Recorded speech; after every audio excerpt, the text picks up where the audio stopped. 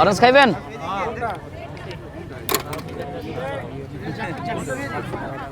এই যে একটা বাটারস্কচ ম্যাম, একটা বাটারস্কচ দিব। স্ট্রবেরি খাবেন?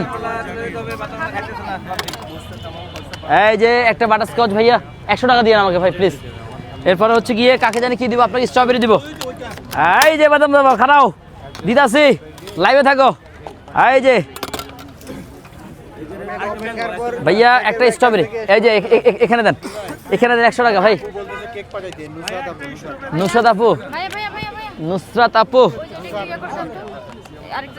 100 টাকা। হ্যাঁ ভাইয়া, ভাই আপনার মাথায় পাগড়ি কেন?